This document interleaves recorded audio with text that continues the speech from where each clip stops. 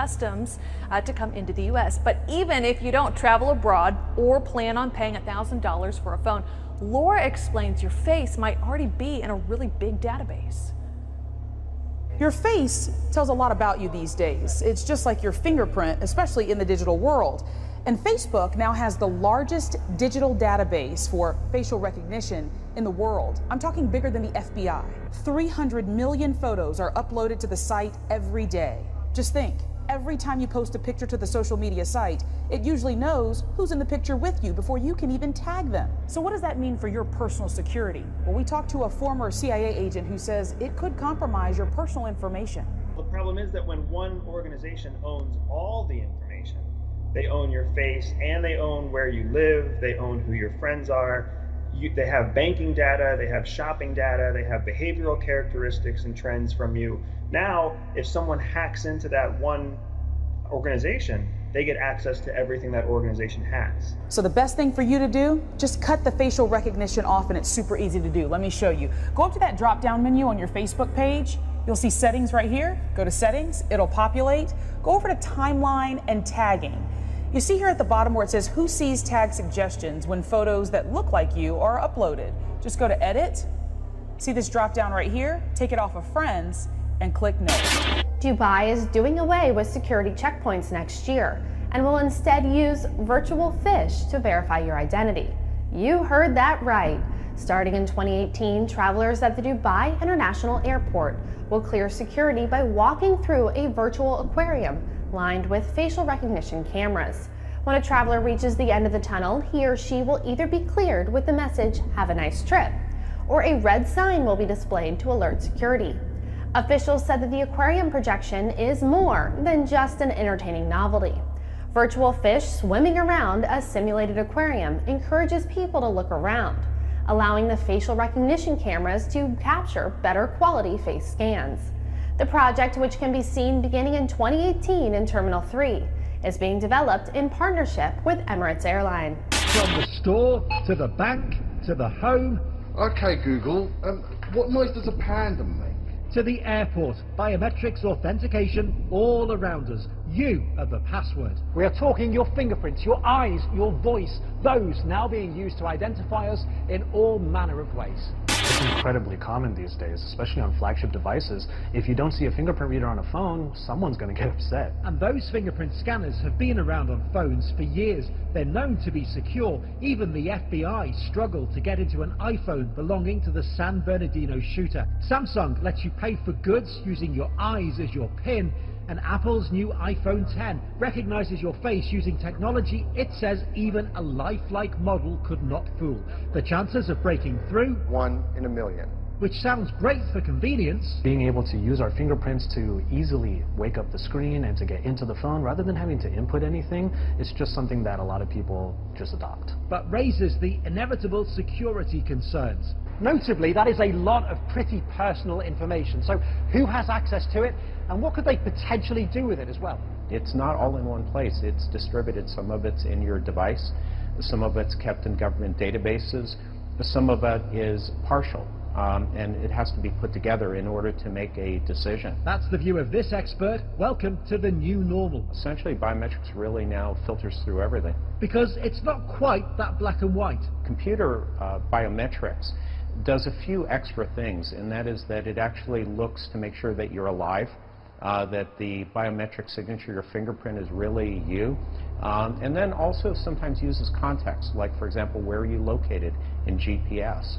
And so by putting that all together, they can get a good idea at high confidence that you are who you are. Meet Jacob, Mikhail, and Sinjini. Only one of them's getting into this computer. Can you hear? It's not just scanning the face, it wants to see the ears too. They've been working on this here at CSU Fullerton for a while now. It's still a little rough around the edges. What's the kind of success rate? We're at 97%. But they're hoping their 3D scan invention will take off. And here's why. Both combined provides more security. If I'm an attacker, I want to get a picture of your face. That's pretty easy with Facebook. Now I need to find a picture of your face and your trained ear. That's a little bit harder for me. That's another dimension I need to find. So the cameras are watching, the electronic ears are listening, whether we like it, whether we trust them or not. LAX is rolling out some new technology where an eye scan and a fingerprint will now get you through security. The New York-based company is called Clear, and its kiosks are being introduced at airports nationwide. But the technology isn't free. CBS 2's Randy Page is live at LAX to explain. Hi, Randy. Hi, Pat. That really is the question, because this technology does work well. It'll get you through at least one of the lines here faster, but you have to be willing to pay the cost. You know the drill. First you show your ID and boarding pass to a TSA agent, then you go through the metal detectors. But what if you could get through that first step quickly? A company called Clear is offering the ability to do just that. You walk up to a Clear kiosk, scan your boarding pass and provide a fingerprint or an eye scan, and you're off to the line for the metal detectors. In less than a half of a second, we validate who you are, we validate your travel document, and you're into the physical screening process. It is a service that allows you to skip having to show your boarding pass and ID, but you still have to go through the x-ray machines or metal detectors. The cost, $179 a year. Worth it? Kim Smith says not for that kind of money. It would not be worth the money to me. No, not for $179 a year. Dave Burt says, sign me up. If you're late for a flight, you want to move quick, retina, piece of cake, in and out. I love it. Great idea. And since you're providing Clear with personal information, including fingerprints and eye scans, what about the potential for identity theft? It's a fair question, and what I'd say to you is that the integrity of our data, the biometrics of our customers, ultimately is the integrity of our company. We take that very seriously. First questions, does facial recognition technology work as advertised? USA Today's Ed Baig saying, this is probably the #1 question on people's minds. It certainly was mine, and so far, Apple has passed the test with flying colors. Baig says Face ID worked even when he wore a hat, sunglasses, or both. Baig says the 10 leaves, in his words, a strong first impression. Now, over at The Verge, Nili Patel gave his take. He's a fan of that new display, writing, the iPhone 10 OLED is bright, sharp, vibrant, without verging into parody, and generally a constant pleasure to look at. As for Face ID, Patel says it mostly works great, though sometimes he says it was inconsistent in bright sunlight. However, he still says it's the best iPhone ever made.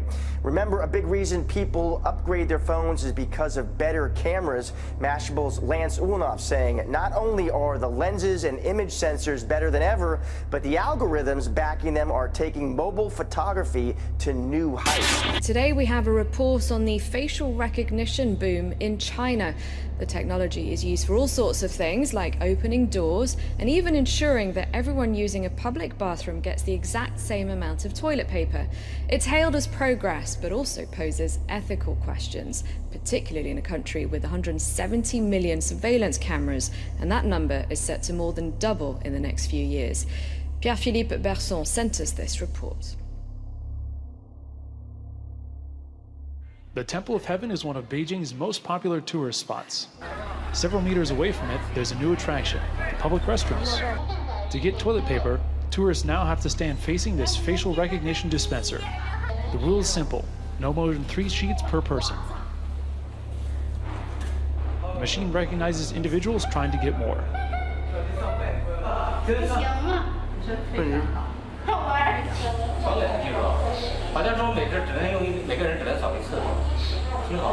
Installed last March as a trial, this kind of dispenser could see wide use in the near future.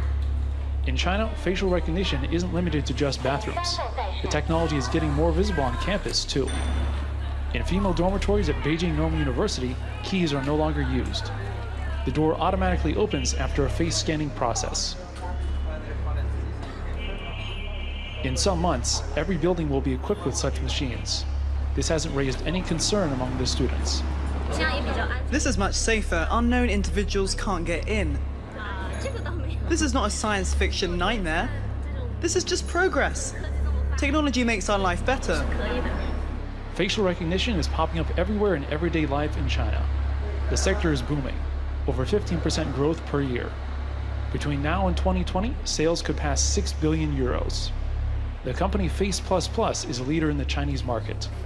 This startup is valued at $1 billion, partly because of its groundbreaking innovation in image scanning. On these screens, you can see that every person in the room is filmed real-time. The grid you see here is analyzing my face. Our cameras can now recognize me, even from the side or when my head rotates 30 degrees to the left or right, or 15 degrees up or down. All employees at the company have given their face prints. Cameras film and record every move. The startup is specifically working on the security sector. The field is flourishing in China right now. There are over 170 million cameras all across the country. By 2020, there will be another 450 million of them. Now we can convert video surveillance footage into real-time information for the police. Here we can see the exact location where we found a runaway criminal. Other countries, especially the US, have similarly advanced technology, but China is the first one to really implement this. In an authoritarian country like China, no one publicly criticizes this mass surveillance. The protection of personal data is not really debated. However, one artist was inspired by the omnipresent army of cameras. Xu Bing is a filmmaker. He made this movie, called Dragonfly Eyes, with only surveillance camera footage. This is Dragonfly. There are no actors, only anonymous people who are not aware of being filmed. Some people look like each other. Xu Bing was able to form a protagonist and make a plot. Xu Bing downloaded all these materials online. In China, hundreds of websites live stream surveillance video. He has 7,000 hours in total. We've been working on this project for over a year. Actually, it took us nearly 2 years. And during all that time, we kept downloading and watching surveillance videos. We had about 20 computers in our workshop running 24 hours a day. There were 5 or 6 staff members, sometimes less, sometimes more, but always working full-time. As a result, the movie looks dark and worrying, and poses questions about mass surveillance. After watching all these videos, my assistants were more careful when they went out on the streets.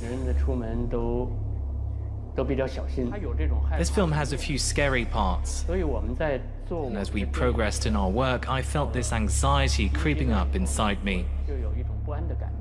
The movie is a snapshot of today's China, but for the director, this could soon be a reality anywhere.